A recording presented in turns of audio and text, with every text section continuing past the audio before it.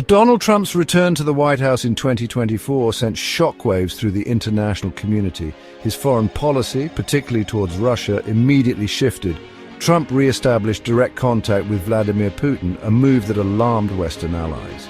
This direct line of communication bypassed diplomatic channels and raised concerns about backroom deals. Trump's admiration for Putin, evident during his first presidency, resurfaced. He publicly praised Putin's leadership, calling him a strong leader and a shrewd operator. These compliments stood in stark contrast to the international community's condemnation of Putin's actions in Ukraine. Trump's positive rhetoric towards Putin fueled speculation about a potential alliance. Some analysts suggested that Trump saw Putin as a partner in a new world order, one that challenged the established Western-led system. Others feared that Trump was indebted to Putin, perhaps due to undisclosed financial ties. The nature of their relationship remained shrouded in secrecy. However, Trump's actions spoke volumes. His policies consistently favored Russian interests, often at the expense of American allies and Ukraine. This apparent alignment raised profound questions about the future of global security and the balance of power. One of Trump's most controversial foreign policy pronouncements was his call for Russia's reinstatement into the G8. Russia was expelled from the group, then known as the G8, in 2014 following its annexation of Crimea from Ukraine.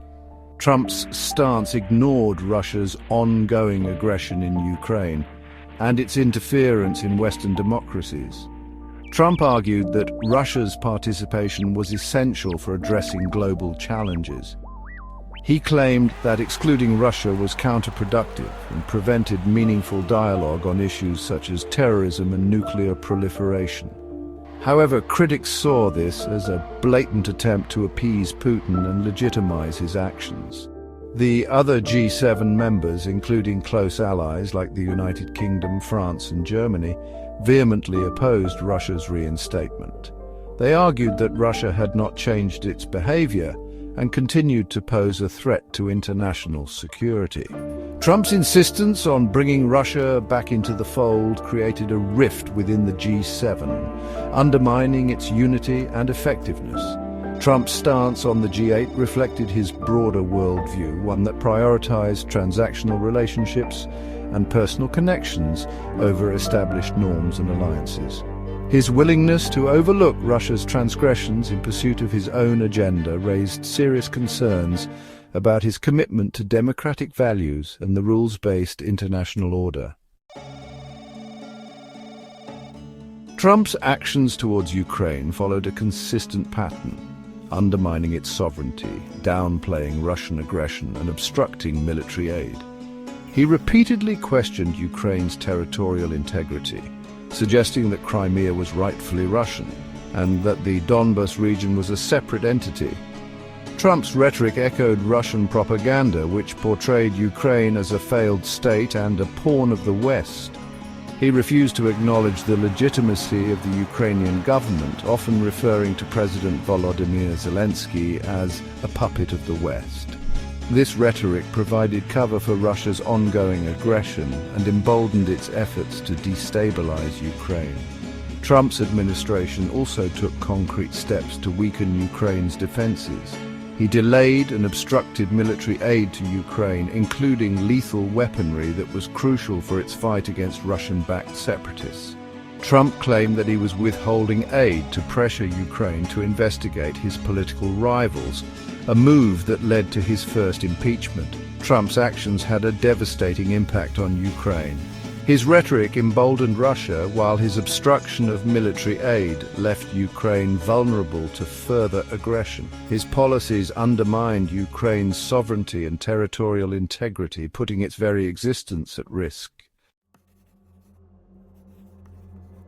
Trump's actions extended beyond direct dealings with Russia and Ukraine. He sowed discord within the United States and among its allies, weakening the transatlantic alliance and undermining support for Ukraine. Trump's rhetoric on NATO was particularly damaging. He repeatedly questioned the value of the alliance, calling it obsolete and suggesting that the United States was bearing an unfair financial burden. Trump's attacks on NATO emboldened Russia, which viewed the alliance as its primary adversary. His rhetoric also created divisions within NATO, with some member states questioning the United States' commitment to their security.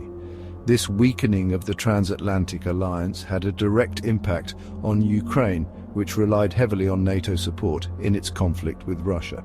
Trump also sought to undermine domestic support for Ukraine. He spread disinformation about the country, portraying it as corrupt and dysfunctional. He also attacked American officials who supported Ukraine, accusing them of being part of a deep state conspiracy against him. Trump's efforts to sow discord were remarkably successful.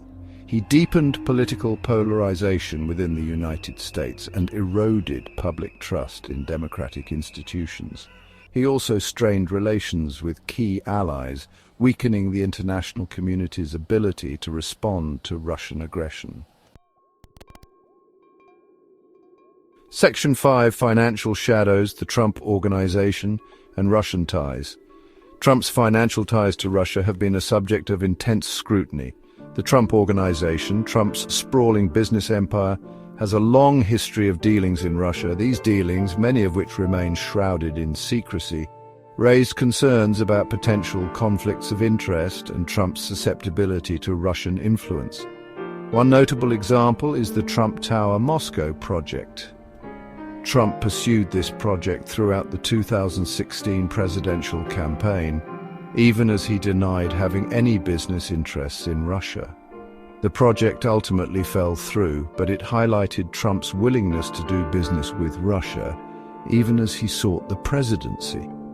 Trump's sons, Donald Jr. and Eric, were also actively involved in pursuing business opportunities in Russia. They made numerous trips to the country and met with Russian oligarchs and government officials. These meetings raised further concerns about the Trump family's financial entanglement with Russia.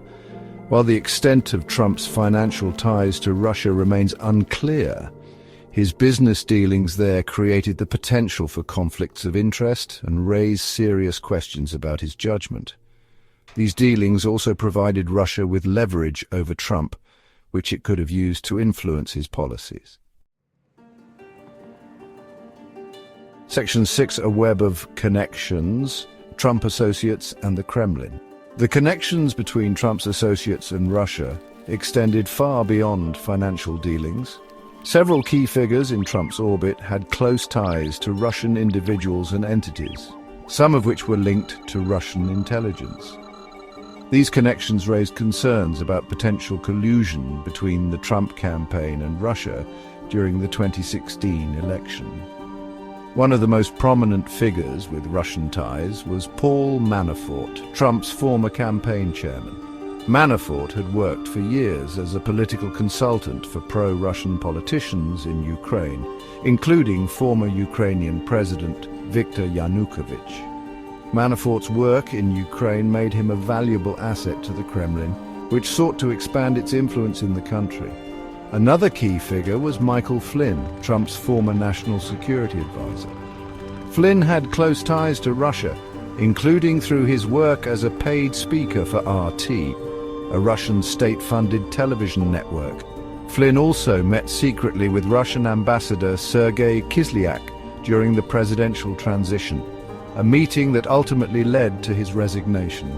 These connections, along with others involving Trump associates such as George Papadopoulos, Carter Page and Roger Stone, raised serious questions about the extent of Russian interference in the 2016 election and the possibility of collusion between the Trump campaign and the Kremlin.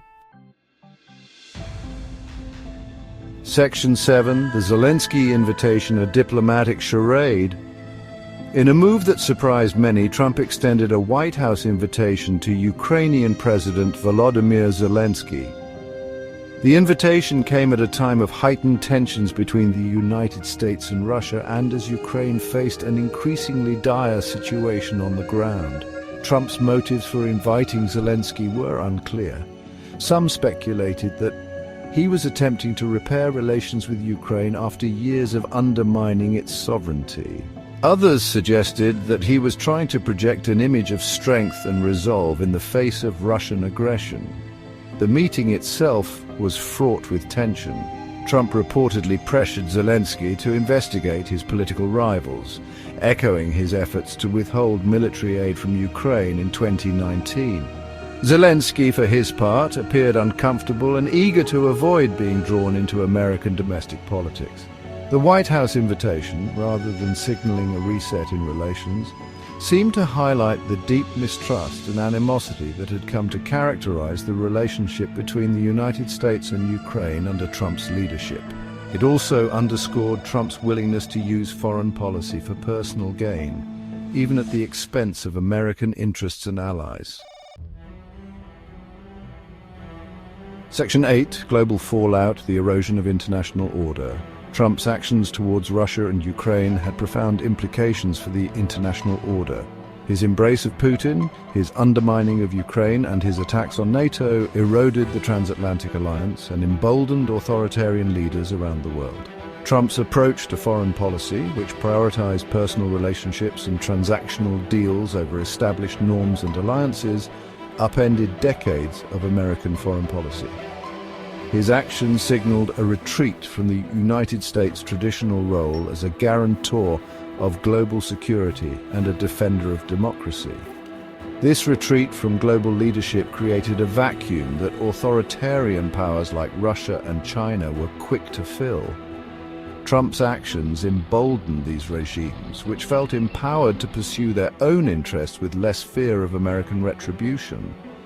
The erosion of the international order had far-reaching consequences. It led to a resurgence of authoritarianism, a weakening of international institutions, and an increase in conflict and instability around the world. Trump's actions left the world a more dangerous and uncertain place, one where the rules-based order that had governed international relations for decades was under threat. Section 9, The Road Ahead, Uncertainty and the Future of Ukraine. As of 2025, the future of Ukraine remains precarious. Russia's ongoing aggression, coupled with the uncertain commitment of the United States and its allies, has left Ukraine in a vulnerable position. The country faces an existential threat, and its ability to defend itself depends heavily on external support. The Biden administration has pledged to support Ukraine and has provided some military and economic assistance. However, the extent of American support remains unclear, and the Biden administration faces pressure from some quarters to prioritize other foreign policy challenges, such as China. The international community's response to the Ukraine crisis has been mixed. While some countries, such as Poland and the Baltic states, have provided strong support to Ukraine, others have been more hesitant. The European Union in particular has been divided on how to respond to Russia's aggression, with some member states reluctant to take a tough stance against Moscow. The future of Ukraine hangs in the balance. The country's survival depends on the willingness of the United States and its allies to provide meaningful support, both military and economic. It also depends on the ability of the international community to present a united front against Russian aggression and to hold Moscow accountable for its actions.